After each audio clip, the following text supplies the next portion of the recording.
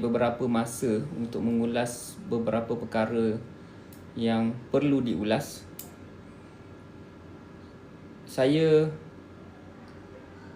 sebagai CEO di TV Pertiwi, saya adalah pengamal media. Saya juga sebagai orang yang terlibat dalam pengurusan di TV Pertiwi dan video ni bukan tentang saya sebenarnya. Live ni bukan tentang saya tetapi tentang kita semua. Tentang umat Islam pada hari ini. Saya nak bercakap tentang bagaimanakah rupa umat Islam kita pada hari ini, orang Melayu kita. Ini kali pertama saya buat live untuk akaun ini. Sebelum ni di akaun yang lama saya ada live juga, tapi tak konsisten. Di awal-awal pernah buat, tetapi disebabkan beberapa faktor yang lain, saya tak konsisten lah live dekat situ. Jadi sekarang ni untuk menaikkan akaun ini, saya akan banyakkan live lah di akaun ini, di peringkat awal ini. Antara topik yang pertama saya nak cakap berkenaan video yang saya share pagi tadi. Video yang saya buat dan saya dah siarkan pada pagi tadi. Saya bercakap tentang impian orang Islam mestilah besar. Hari tu, sebelum ni saya cakap kepada dunia, saya bercakap kepada media sosial, impian saya ialah saya nak meramaikan, saya nak memastikan agenda Melayu dan Islam mempengaruhi keputusan PRU ke-16.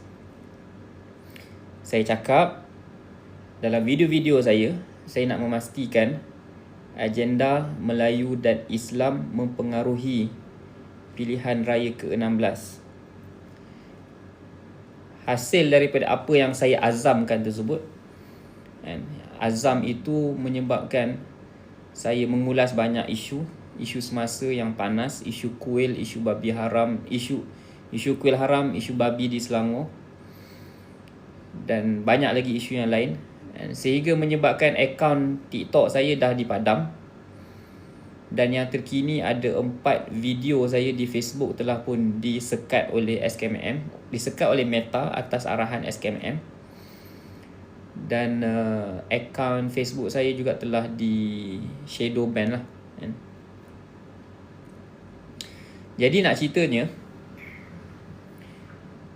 bila saya bercakap saya nak memastikan agenda Melayu Islam mempengaruhi PRU ke-16, saya bersungguh-sungguh buat konten isu-isu semasa hingga menyebabkan konten saya tak disukai oleh pihak kerajaan, sehingga SKMM memberi arahan kepada pihak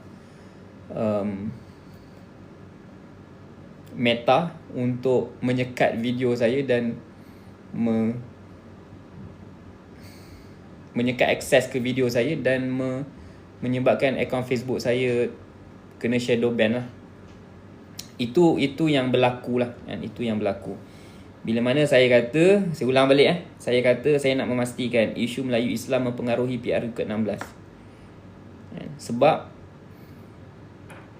ada orang, saya lah saya dan ramai yang lain yang telah pun rasa tak selesa, rasa tak seronok, rasa stres, tertekan melihat isu-isu semasa yang berlaku pada hari ini.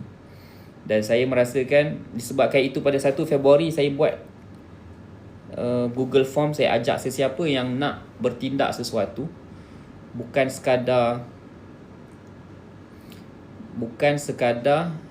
ada kesedaran, dan saya create group tersebut untuk orang yang nak betul-betul bertindak.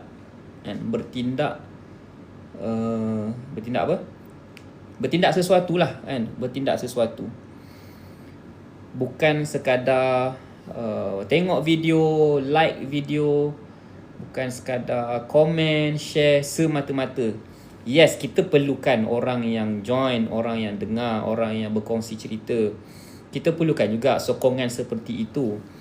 Tetapi apa yang lebih kita perlukan adalah orang yang turut sama bertindak dan bersuara. Orang macam saya ni orang biasa. Orang macam Tamim Dahari, saya dah jumpa Tamim Dahari, orang yang biasa juga. Zamri Vinod saya tak pernah jumpa. dan mereka adalah individu biasa seperti anda semua. Tetapi apa yang membezakan kita dengan Tamim Dahri, dengan Zamri Vinod ialah mereka telah bertindak. Mereka sedar masalah yang berlaku dalam negara. Mereka lihat dan mereka tonton dan mereka bertindak. Jadi tindakan saya pula bertindak atas kapasiti saya di Facebook saya, di akaun TV per TV. Saya buat satu borang dan orang yang rasa nak bertindak dia join group tu. Dan surprisingly dalam tempoh 2 minggu lebih kurang ada lebih kurang 1,000 orang isi Google Form tu. Ada 1,000 orang isi Google Form dan sebahagiannya telah diajak masuk dalam grup WhatsApp lah. Dan hasil daripada grup tu, tahu tak apa yang berlaku? Ada orang, makcik berusia 55 tahun, dia buat report polis dekat Melaka. And then yang kedua, ada seorang dia hantar email kepada Majlis Pembandaran Kuantan tentang kuil di Gua Caras. And then ada yang hantar email kepada TNB. Maksudnya membuat aduan-aduan lah, bertindak. Ada lagi tindakan-tindakan yang lain selain daripada buat video, buat konten, share konten-konten. Sebab bila kita dah sedar dan kita tak rasa cukup dengan sekadar tengok dan tengok sahaja, kita perlukan tindakan. So sama jugalah kepada anda semua. Saya faham tak semua orang diberikan peluang untuk bertindak. Tak semua orang diberikan rezeki ataupun peluang dia lain, peluang dia untuk bertindak dengan cara lain. Ada yang bagi duit. Saya cakap kepada grup Suara Ummah TV per TV, kita buka langganan dan kita buat jualan buku. Ada buku kita akan jual.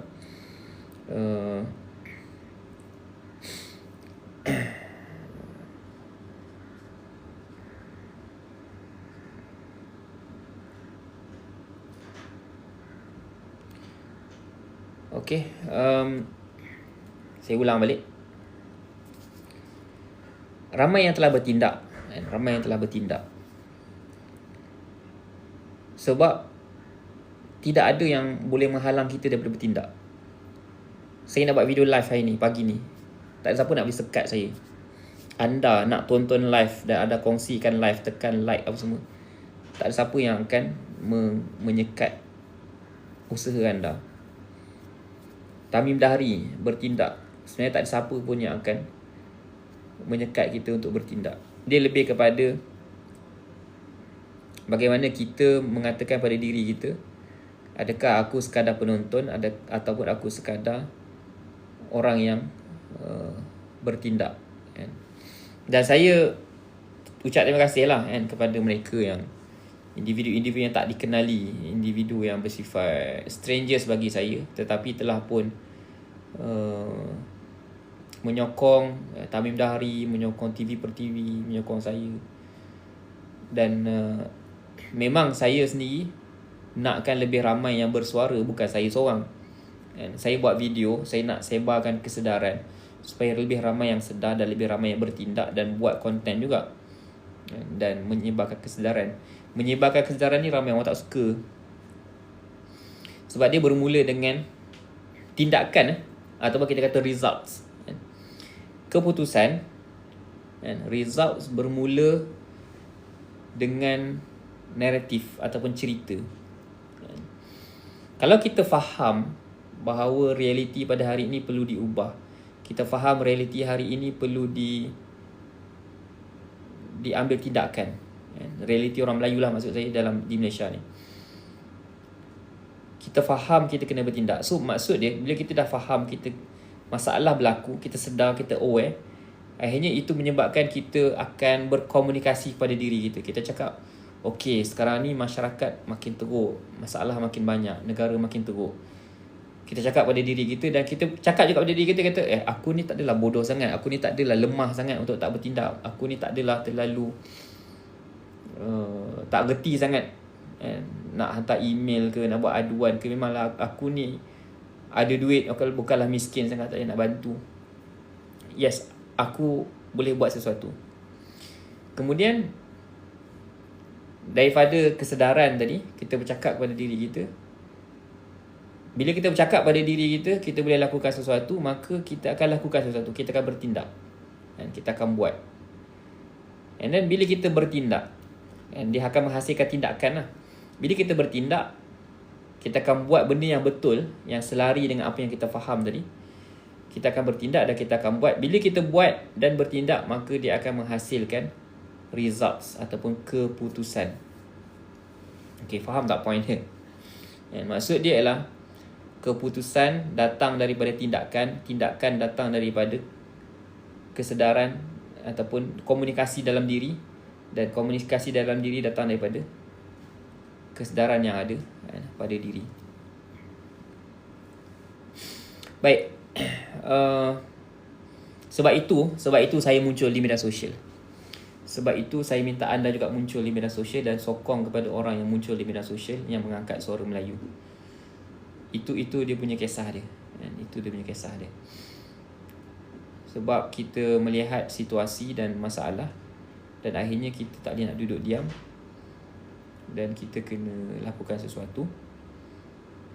Dan kalau di media sosial ni, kalau kita berjaya buat seorang bertindak, kalau kita berjaya buat seorang tu sedar dan bertindak, maka kita akan berjaya menarik ribuan ataupun jutaan lagi untuk sedar dan bertindak. Teruskan Boh. Terima kasih Boh. Terima kasih. Saya tak ada apa nak offer. Dan saya tak ada apa nak offer. Saya tak ada apa nak jual sekarang ni lah. Dan saya tak ada apa nak bagi kepada tuan-puan yang hadir.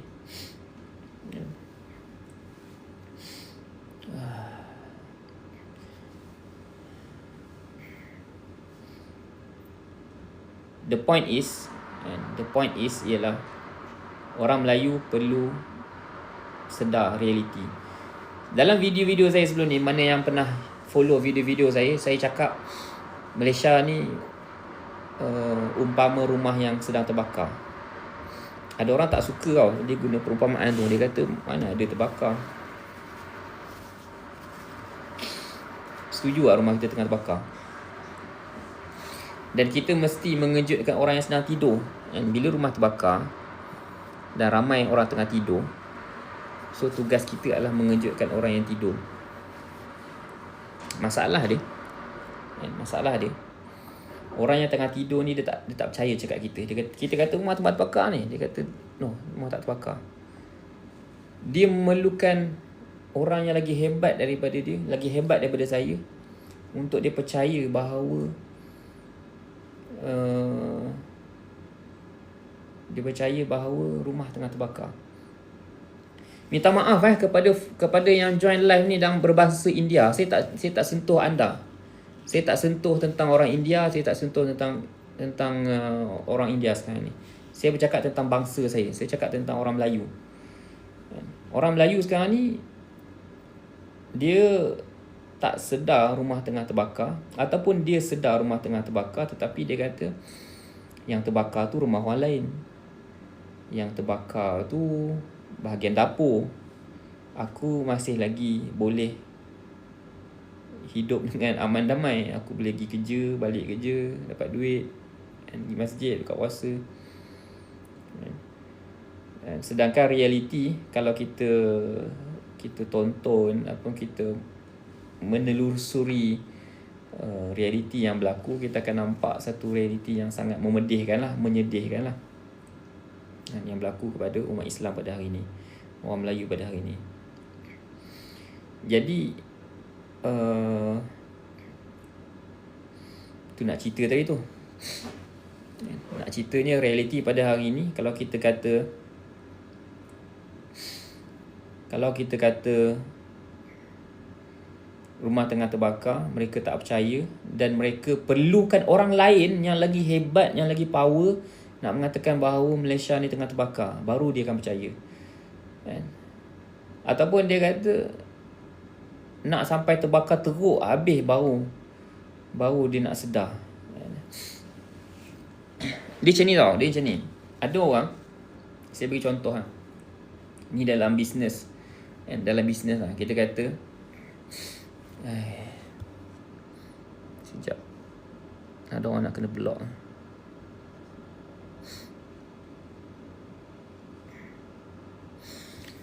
Ada orang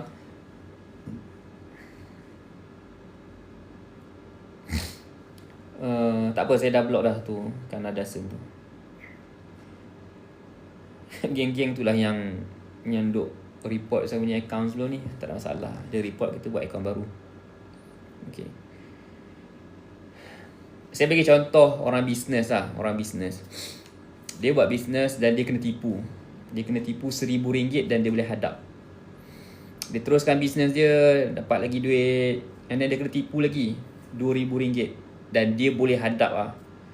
Dia buat bisnes RM3,000 kena tipu, dia boleh hadap. RM5,000 dia kena tipu RM5,000 dan dia boleh hadap, bisnes dia jalan dengan biasa. RM10,000 dia kena tipu dan dia boleh hadap dan dia boleh teruskan. Sampai satu ketika dia kena tipu sampai RM100,000 ataupun RM150,000. Waktu tu baru dia rasa macam, weh, cannot be like this mah, I cannot do lah macam ni. Aku kena improve lah bisnes aku, kena ketatkan mana yang longgar kan? Kena ketatkan mana yang longgar, kena apa, benda yang masalah kena betulkan lah kan, bina sistem dan sebagainya. So daripada kena tipu RM1,000, RM2,000, RM3,000, RM10,000, dia still boleh hadap. Bila dah sampai RM100,000 kena tipu lah, baru dia tersedar dan dia rasa macam, okay, I need to do something lah, I have to do something. So sama juga macam orang Melayu pada hari ni. Ada kes yang itu, ada kes yang ini, ada kes yang itu, ada kes yang ini. Dia rasa okay, tak ada masalah.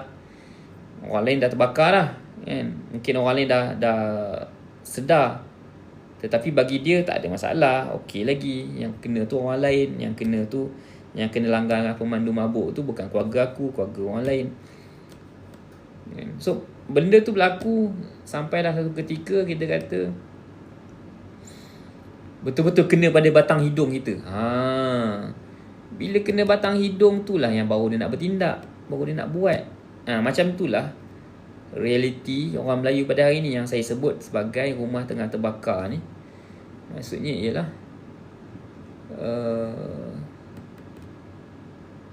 macam tu lah kan, realiti Melayu pada hari ni. Takkanlah sampai kawan saya pernah sebut, takkanlah sampai nak azan disekat baru kau nak sedar tentang realiti Melayu pada hari ni. Na'udzubillah lah, kita tak nak lah sampai macam tu sekali. Tapi bagi kita, dengan realiti yang ada, yang kita nampak, itu pun sudah cukup membuktikan bahawa we need to do something lah, and we need to do something. So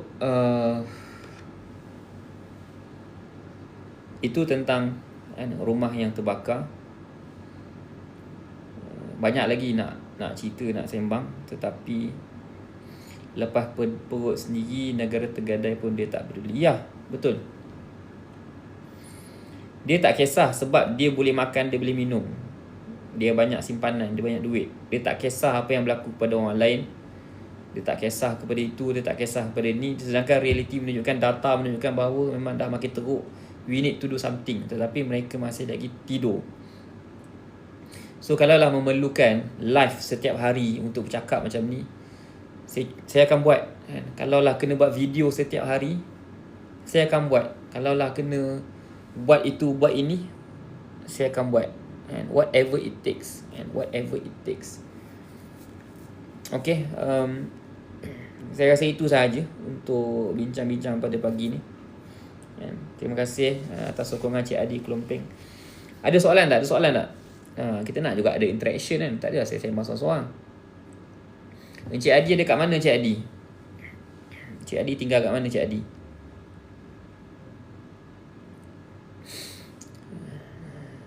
Terima kasih kepada yang join. Okey, di Pahang. Cik Adi di Pahang. Koi orang Pahang. Saya orang Selangor. Pernah lah tinggal di Bentong tu. Dan saya pernah di Pahang, saya pernah pergi ke Temeloh masuk ke kebun Musang King. Waktu tu kita orang saya dengan wartawan dengan cameraman masuk bawa Alza company lah. Kena gelak dengan pakcik tu. Dia kata, kau nak masuk kebun Musang King yang haram, kau bawa Alza. Kau dapat pergi ke kebun yang halal je lah. Kebun yang halal je lah naik Alza kan. Kalau kau nak masuk tengok kebun haram dekat kebun haram Musang King dekat dalam dalam Raub tu, kau kena bawa lah 4x4 kan. Lepas tu saya cakap lah, saya bawa drone kan. Bawa drone berapa kilo drone kau boleh pergi? Adalah 3-4 kilo. Boleh remote kan. Remote drone tu 3-4 kilo. And then dia kata, kau janganlah buat lawak kan. Dia kata kebun Musang King ni bukannya 2-3 kilo daripada kebun halal tu. Dia masuk hutan dalam lagi tu. Masuk hutan dalam lagi. Berapa puluh kilo lagi kat dalam tu. So nak pakai drone pun memang kena pakai drone yang power lah kan, nak masuk hutan Musang King tu. Itu cerita orang Pahang lah kan. Jadi berpuluh ekar kat dalam tu diceroboh. Dan sebenarnya bukannya nak tanam durian Musang King pun. Sebenarnya itu adalah usaha untuk membina empayar kan, merampas tanah. Macam tu. Okey, saya perasan Cikgu Misah Musa banyak kali dia like ni video saya ni. Cikgu Misah, apa khabar Cikgu Misah? Cikgu Puan Misah Musa, komen sikit Cikgu Misah dari mana? Negeri mana? Daerah dan negeri mana?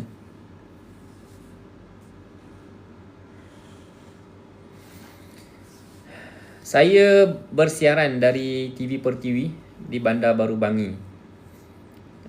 Ini office saya yang belum di-upgrade lagi. Banyak skrin, banyak barang media. Nanti kita akan upgrade bilik ni lah supaya jadi rupa office betul-betul lah kan. Sebab ni asalnya MCR, Master Control Room, untuk kita punya live kat studio. Studio kita kat sana, studio punya control room dekat sini. Tapi sekarang ni disebabkan faktor ekonomi, kita dah tak buat live dalam studio lah. Jadi bilik control room ni pun dah tak aktif. So kita jadikan dia sebagai pejabat saya lah. So staff yang handle control room ni pun dah berpindah kerja ke tempat lain. Okay, ini kisah saya di TV Pertiwi. Cikgu Misah duk like ni. Puan Misah ni. Puan Misah dari mana ni Puan Misah? Puan Misah Musa.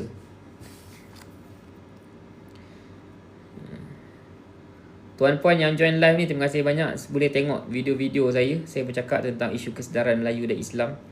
Saya bercakap tentang media. Saya bercakap tentang isu semasa. Okay.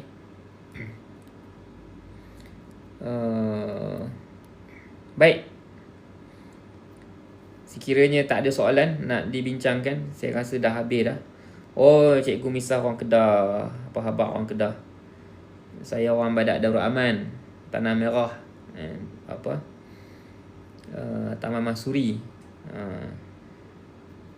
Tapi bukan orang Kedah pun. Ngaji Mata Mahmud Lot Start.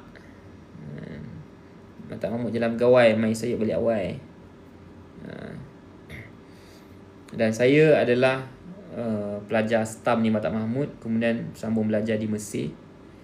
Bila sambung belajar kat Mesir tu, yang saya belajar macam-macam lah. Bidang usuluddin tafsir. Dan saya pergi ke Mesir atas tajaan Zakat Selangor. Itu yang menyebabkan saya stay di Mesir lah. Kemudian balik Malaysia, kerja di Bandar Baru Bangi daripada 2011 sehinggalah sekarang. Dan saya langsung tak ada background media, tetapi saya bekerja dalam bidang media. Sebenarnya media ni bukanlah isu besar, bukanlah susah sangat. Dia adalah media yang kita faham adalah bagaimana sesuatu idea nak sampai kepada masyarakat. Maka dia perlukan satu medium ataupun dia satu platform, itulah namanya media. So mana-mana media dia perlukan konten untuk sampai kepada masyarakat. Dan konten tersebut kalau lah bagus, maka baguslah ia. Kalau buruk-buruklah ia. Maksudnya penonton yang consume konten tu, kalau baik, baiklah masyarakat tu. Kalau dia konsum konten yang buruk, maka buruklah masyarakat tu. Sebab hari ni masyarakat banyak consume benda-benda yang tak elok, maka jadilah masyarakat yang tak elok. Dan benda ni yang tak disedari oleh kerajaan pada hari ni. Mereka tak suka. Maksudnya orang yang membangkitkan kesedaran Melayu Islam disekat, tetapi benda-benda yang bersifat hiburan yang merosakkan masyarakat itu dibiarkan dan tak ada sekatan. Maka jadilah apa yang telah terjadi. Itu sedikit tentang sembang-sembang media. So, mungkin saya akan sembang lagi lain kali, lain masa. Terima kasih kepada yang join live, terima kasih kepada yang follow, terima kasih kepada yang share. Kalau anda suka saya punya live ni, anda boleh tekan butang follow. Dan saya akan buat lagi live lah, membincangkan isu-isu semasa. Saya Muhammad Firdaus Salihuddin. Saya CEO TV Pertiwi. Saya pengamal media dan saya juga personal branding coach. Kalau nak belajar tentang personal branding, buat konten, nak menjual, boleh juga follow saya. Dan juga saya adalah apa lagi? Itulah diri saya. Aku qauli hadza, astaghfirullahalazim li wa lakum. Assalamualaikum warahmatullahi wabarakatuh.